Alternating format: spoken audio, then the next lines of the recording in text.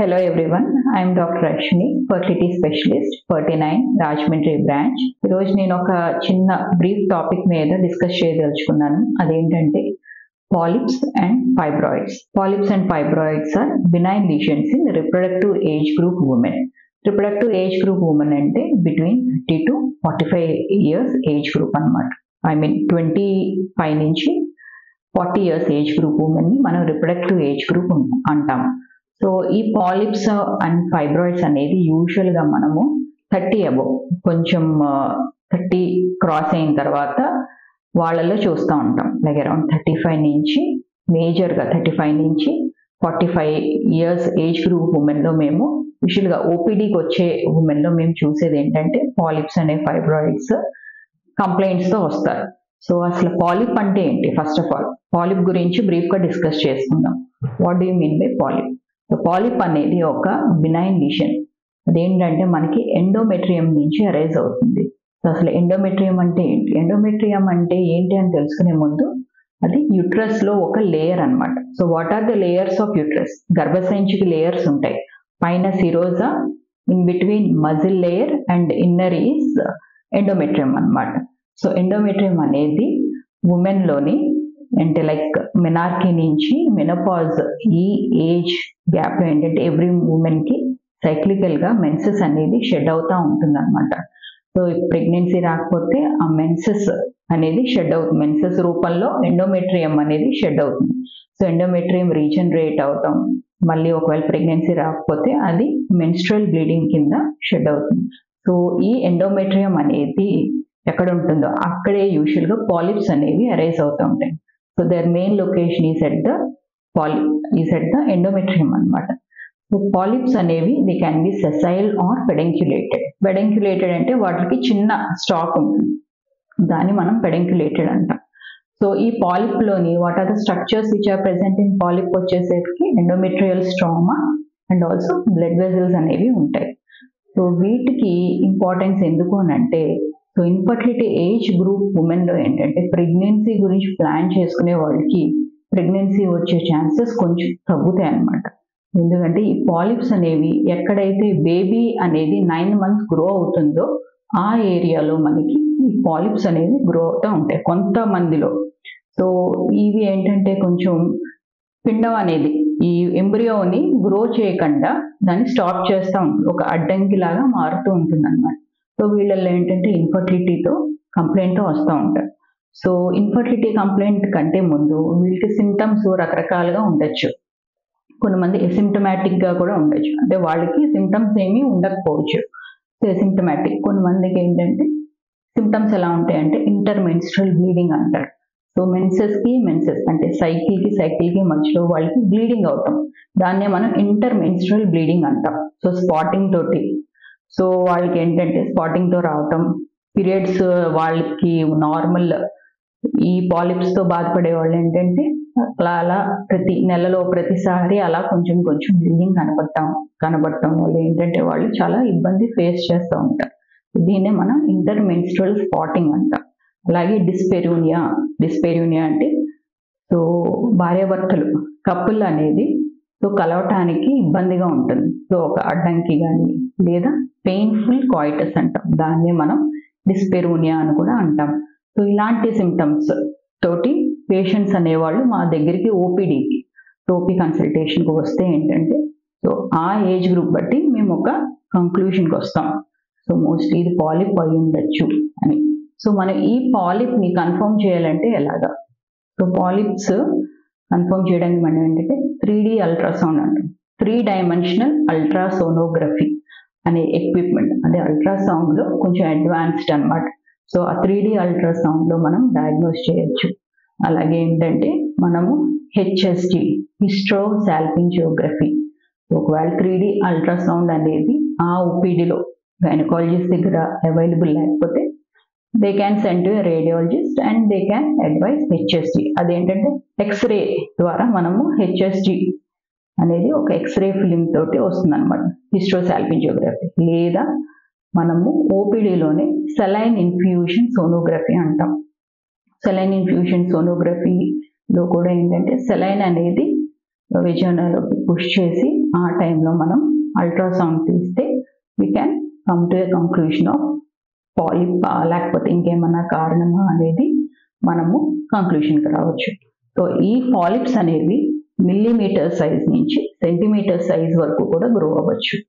So millimetres నుంచి centimetre, so అవి కొన్ని మిల్లీమీటర్స్ సైజులో ఉన్నవి అలాగే ఉండిపోవచ్చు, లేదా అవి పెరిగి సెంటీమీటర్స్, సో సర్విక్స్ నుంచి బయటికి ప్రొట్రూడ్ అవుతాం. ఎప్పుడైతే ఈ ప్రొట్రూడ్ అవుతున్నప్పుడు ఏమవుతుందంటే సో వీళ్ళకి ఇన్ఫెక్ట్ కూడా అయ్యే ఛాన్సెస్ ఉంటాయి. ఇంటర్మెన్స్ట్రల్ బ్లీడింగే కాకుండా సో లాంగ్ స్టాండింగ్గా ఉంటే ఏమవుతుందంటే అది కొంచెం ఇన్ఫెక్ట్ అవ్వచ్చు. సో ఇన్ఫెక్ట్ అయ్యి ఫౌల్ స్మెల్లింగ్ తోటి, తర్వాత ఆల్టర్డ్ కలర్డ్ డిశ్చార్జ్ కూడా, వైట్ డిశ్చార్జ్, లుకోరియా, ఫౌల్ స్మెల్లింగ్తో కూడా వాళ్ళు ప్రెజెంట్ అవుతూ ఉంటారు. సో వాళ్ళకి ఏంటంటే ఇలా కంప్లైంట్ ఉన్నప్పుడు మేము ఫస్ట్ అవసరమైతే వాళ్ళకి స్పెక్యులమ్ ఎగ్జామినేషన్ అని చేస్తాం. స్పెక్యులమ్ ఎగ్జామినేషన్ వాళ్ళని లిథోటమీ పొజిషన్లో పడుకోబెట్టి చిన్నగా స్పెక్యులమ్ అండర్ విజన్ ఎగ్జామిన్ చేసి దాన్ని మేము డయాగ్నోస్ చేస్తూ ఉంటాం. సో మనకి స్పెక్యులంలో ఒకవేళ కన్ఫర్మ్ అవ్వకపోతే 3D అల్ట్రాసౌండ్.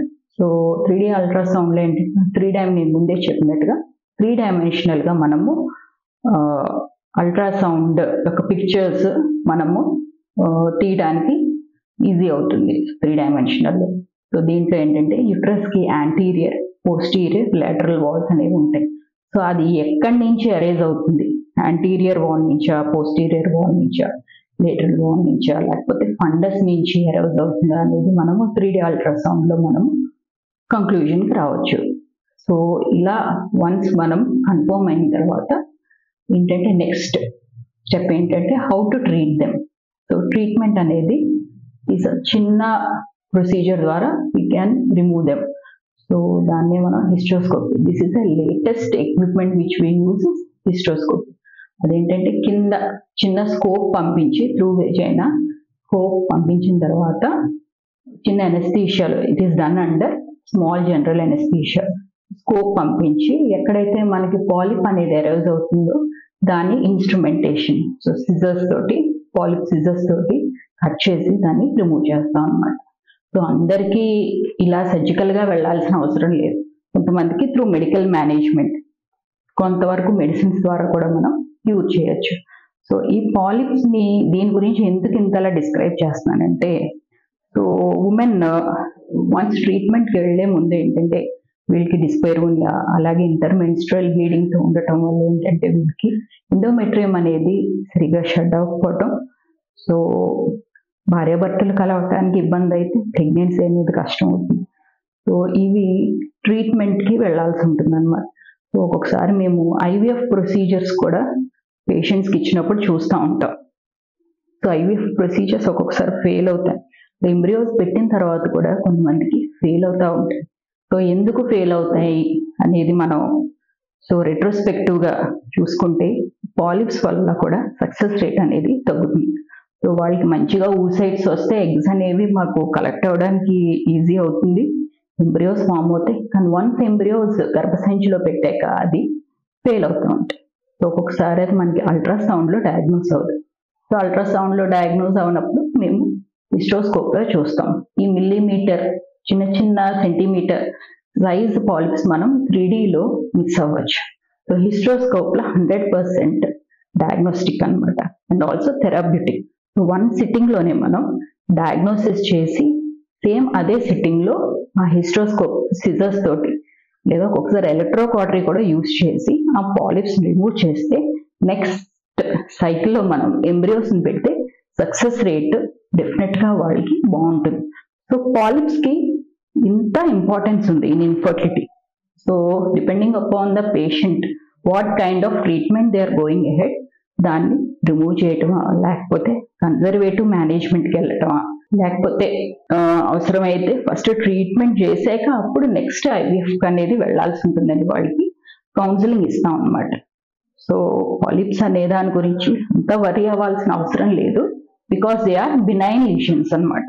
అలాగే fibroids are also one kind of benign lesions. ఇవి కూడా మనకి యూజువల్గా 25 years నుంచి 45 years ఏజ్ గ్రూప్ ఉమెన్లో చూస్తూ ఉంటాం. సో మేజర్గా 30-35 years ఏజ్ గ్రూప్ ఉమెన్లో ఏంటంటే so at 30s 40s age గ్రూప్లో మనం ఫైబ్రాయిడ్స్ అనేవి చూస్తూ ఉంటాం. ఫైబ్రాయిడ్స్ యొక్క సైంటిఫిక్ టర్మ్ ఏంటంటే లియోమయోమా అని అంటాం అనమాట.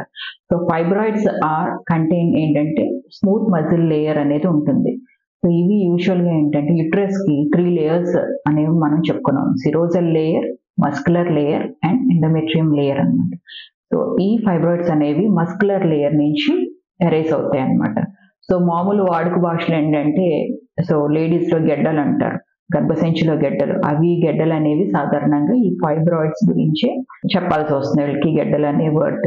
సో ఈ ఫైబ్రాయిడ్స్ వల్ల ఏంటంటే ఇవి ఒకసారి ఉమెన్కి అబ్నార్మల్ యూట్రైన్ బ్లీడింగ్తో పాటు ఇంటర్మెన్స్ట్రల్ బ్లీడింగ్, మెనోరేజియా, ఇంటర్మెన్స్ట్రల్ బ్లీడింగ్తో కాకుండానే ఒక్కొక్కసారి ఇన్ఫర్టిలిటీ ఇష్యూస్తో కూడా వాళ్ళు ఎరేజ్ అవుతూ ఉంటారన్నమాట. సో ఇన్ఫర్టిలిటీలో ఎలా ఎరేజ్ అవుతూ ఉంటారంటే సో మజిల్ నుంచి ఎరేజ్ అయినప్పుడు ఇవి డిఫరెంట్ లేయర్స్లో రావచ్చు. సబ్సిరోజల్లో కానీ, ఇంట్రామ్యూరల్గా కానీ, సబ్మ్యూకోసల్ అనమాట.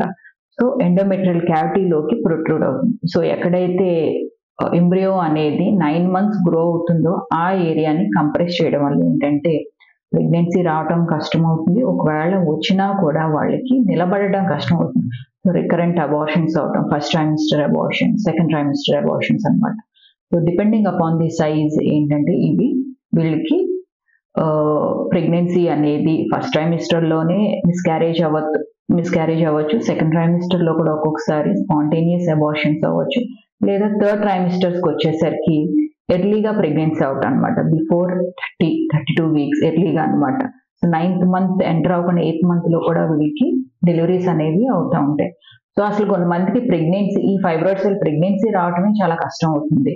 ఎందుకు అని అంటే ఈ ఫైబ్రాయిడ్స్ ఏం చేస్తాయంటే యుట్రైన్ మస్కులర్ లేయర్ నుంచి గ్రో అవుతున్నప్పుడు సో కాంట్రాక్షన్స్ అనేవి సరిగ్గా ఉండవు. సో మనకి ప్రెగ్నెన్సీ రావాలి అని అంటే వన్స్ స్పర్మ్ వచ్చి వెజైనాలో డిపాజిట్ అయ్యాక అది పైకి ట్రావెల్ అయ్యి ట్యూబ్కి వెళ్ళి అక్కడ ఎప్పుడైతే ఎగ్ అనేది స్పర్మ్ అనేది ఫలదీకరణ అనేది జరిగేది ఎక్కడంటే మనకి ట్యూబ్లో. సో ఈ మూమెంట్ అనేది మనకి గ్యామిట్స్ యొక్క మూమెంట్ని ఇవి డిస్టర్బ్ చేస్తూ ఉంటాయి ఈ ఫైబ్రాయిడ్స్. సో డిస్టర్బ్ చేసినప్పుడు ఏంటంటే ప్రెగ్నెన్సీ అని అది రావటం కష్టం అవుతుంది. సో వీళ్ళు ఏంటంటే ప్రైమరీ ఇన్ఫర్టిలిటీ తోటి మన దగ్గర ప్రెసెంట్ అవుతూ ఉంటారు. సో ఇలాగా ఫైబ్రాయిడ్స్ వల్ల ఏంటంటే ఇనీషియల్గా వాటి యొక్క సైజ్ బట్టి అవసరమైతే వాటిని రిమూవ్ చేయాల్సి ఉంటుంది అనమాట. సో ఒక్కొక్కసారి అవసరమైతే హిస్టోస్కోప్ ద్వారా లేదా లాప్రోస్కోప్ ద్వారా, లేదా ఒక్కొక్కసారి very rare depending upon the size, if they are very big even open surgery కూడా వెళ్ళాల్సి ఉంటుంది. సో మనం అల్ట్రాసౌండ్ తోటి మ్యాక్సిమం 3D అల్ట్రాసౌండ్ తోటి we can diagnose whether it is fibroid or any other condition. So patient ఇలాంటి కంప్లైంట్స్తో వచ్చినప్పుడు usually we'll come to a conclusion. దాన్ని మనం కన్ఫర్మ్ చేయడానికి 3D అల్ట్రాసౌండ్ అంటాం. 3D అల్ట్రాసౌండ్ యూజువల్గా రిప్రొడక్టివ్ ఏజ్ గ్రూప్లో వెజైనల్గా చేస్తాం. వెజైనల్గా చేసినప్పుడు ఇంతకుముందు మనం పాలిప్ ఎలా ఎరేజ్ అవుతుంది అని అనుకుంటున్నామో ఆ 4 డైరెక్షన్స్లోని మనము స్క్రీన్ చేసి అది ఎక్కడి నుంచి ఎరేజ్ అవుతుందో చూసుకుని అది ఇంట్రామ్యూరల్లా, సబ్మ్యూకోసల్లా, సబ్సిరోసల్లా, సో ఎక్కడెక్కడైతే ఎరేజ్ అవుతుందో దాన్ని బట్టి మనం ఒక గ్రేడింగ్ ఇచ్చి అవసరమైతే మనం ఎటువంటి ఇంటర్వెన్షన్కి వెళ్ళాల్సి ఉంటుంది అనే దాని కంక్లూషన్కి రావాల్సి ఉంది. Whether we can go through laparoscopy or hysteroscopy. So if they are growing away from the uterus అంటే మజిల్ నుంచి బయటికి యుట్రస్ అవుటర్ లేయర్కి గ్రో అవుతున్నాయి అంటే better to go directly through laparoscopy. Whether they are growing into the cavity, so if they are coming into the cavity, so endometrium నుంచి కిందకు వస్తుంది అంటే బెటర్ రిమూవ్ ఇట్ త్రూ హిస్టోస్కోప్.